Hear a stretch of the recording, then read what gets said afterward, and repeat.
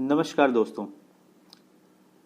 मैं आज आपके सामने एक बड़ी इंटरेस्टिंग चीज़ लेके आया हूँ, जिसको आप बोल सकते हैं भीष्मवे और जटायुवे। हम यहाँ पे बात कर रहे हैं भीष्म पितामह के बारे में और जटायु के बारे में। और कहा जाता है कि difficulty is the excuse history never accepts. इसका मतलब कि कोई भी दो लोग सिमिलर सिचुएशन में सेम रिएक्शन नहीं देते। एक रिस्पॉन्ड करता है और एक रिएक्ट करता है उसी रिएक्शन पे, और वो दोनों रिएक्शन बड़े ही डायगनली दूर होते हैं। तो एक ऐसी ही कंपैरेटिव स्टडी मैंने अभी की है कि भीष्मवे और जटायुवे के बारे में। आपने रामायण भी देखी है और आपने महाभारत भी देखी है। तो उन दोनों में क्या हुआ कि एक ने एक लेडी को बचाने के लिए अपनी जिंदगी कुर्बान कर दी और एक ने चुप रहना पसंद किया। तो आइए इसी पे बात करते हैं कि कौन ज्यादा पावरफुल था और कौन पावरलेस था।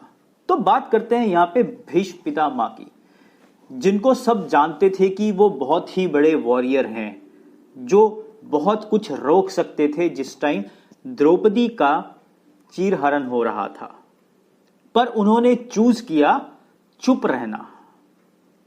पर उसके विपरीत अगर हम बात करते हैं जटायु की, जो इनकैपेबल था, बुजुर्ग था, बट उसके बाद भी उन्होंने कोशिश की कि मैं किसी तरह सीता को बचा लूं, जबकि उनको पता था कि रावण मेरे को आराम से मार सकता है। पर भीष्म पितामह को पता था कि अगर मैं चाहूं तो इसको रोक सकता हूं। तो हम यहां पे बात करेंगे कि रियल पावर जो होती है वो फिजिकल स्ट्रेंथ में नहीं होती, पर वो होती है किसी को हेल्प करने में। आपके अंदर वो इच्छा होनी चाहिए, इच्छा शक्ति होनी चाहिए कि मैं किसी की मदद कर सकूं। कुछ और थोड़ा सा आगे चलते हैं इसी उस पे कि कौन जिया और कौन मरा। भीष्म पितामह जिए तो सही, पर रोज मर मर के।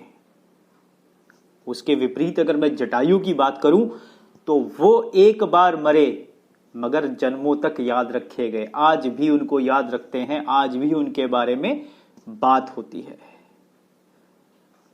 तो इसके लिए बेटर है कि हम एक बार ट्रुथफुल हो जाएं, एक बार सच बोलें, रादर देन कि मैं झूठ बोल के रोज मरने की तरफ अग्रसर हो जाऊं। तीसरी तरफ चलते हैं, फेम और इनफेमी।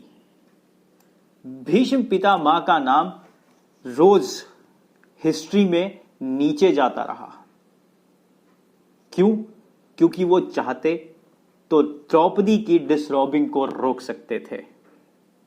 पर उसके विपरीत जटायु का नाम रोज हिस्ट्री में ऊपर आता रहा, क्योंकि उन्होंने अपने प्राणों का त्याग किया मां सीता को बचाने के लिए। तो हमें एक चीज हमेशा याद रखनी चाहिए कि हम लोग सिर्फ हिस्ट्री में कोई नाम बन के रहने वाले हैं, या हम कुछ ऐसी चीज कर जाएं कि हमें लोग याद रखें और हम हिस्ट्री बन जाएं। तो ये आपको सोचना है लोगों। थोड़ा सा और आगे चलते हैं, कुछ और ऑब्जर्वेशंस हैं कि कल्चर है या वल्चर है। भीष्म पितामह जो थे हाईली कल्चर्ड ह्यूमन थे, बट उन्होंने बहुत ही इनसेंसिटिव और लो वैल्यूज पे काम किया। जबकि वल्चर को कहा जाता है कि वो बहुत ही भयानक पक्षी होता है और बहुत ही लो कल्चर्ड होता है। पर उन्होंने वहां पे एक बहुत ही हाईली सेंसिटिव और बहुत ही कल्चर्ड पक्षी का एग्जाम्पल सेट किया हम लोगों के सामने। तो आप किसको इंसान कहना पसंद करेंगे, जटायु को या भीष्म पितामह को? तो बड़ी अच्छी एक चीज है कि कोई सिर्फ इंसान नहीं बनता। It's not about being human और ह्यूमन बीइंग। आपको इंसान की कल्चर्स के लिए कोई इंसान होना जरूरी नहीं है कि आपको बहुत ही बड़े परिवार में पैदा होंगे तब आप कुछ काम कर पाएंगे। करेक्ट। तो हमें ये चीज थोड़ी सी और ध्यान रखनी चाहिए। थोड़ा सा और आगे लेके चलता हूं, स्पोकन और अनस्पोकन वर्ड्स।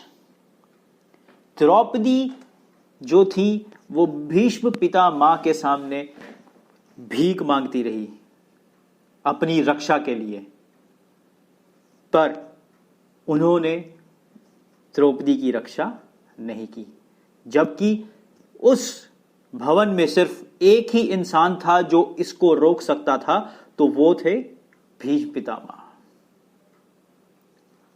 अगर मैं आगे की बात करूं तो मां सीता सिर्फ ये चाहती थी कि जटायु जो हैं वो भगवान श्री राम को ये बता दें कि उनका हरण हो गया है, पर जटायु ने 2 कदम आगे जाकर उनको बचाने की कोशिश की। जो मेरे को मैसेज देना था वो तो देना ही है, पर उसके बाद भी उन्होंने उसको बचाने की कोशिश की, जबकि वो सिर्फ एक पक्षी था। तो हमें यहां पे ये चीज समझनी पड़ेगी, जो दिल की लैंग्वेज है, जो दिल की लैंग्वेज है, जो दिल के शब्द हैं, वो बहुत ज्यादा पावरफुल होते हैं, जो सिर्फ शब्दों की भाषा है। तो दिल से की हुई बात और शब्दों से की हुई बात में बहुत ज्यादा फर्क होता है। क्लैरिटी या कंफ्यूजन। भीष्म पितामह बहुत ज्यादा कंफ्यूज थे अपनी रॉयल ड्यूटी निभाते हुए, कि वो ये तक भूल गए कि उनकी एक मॉरल ड्यूटी भी है। और वो मॉरल ड्यूटी क्या थी?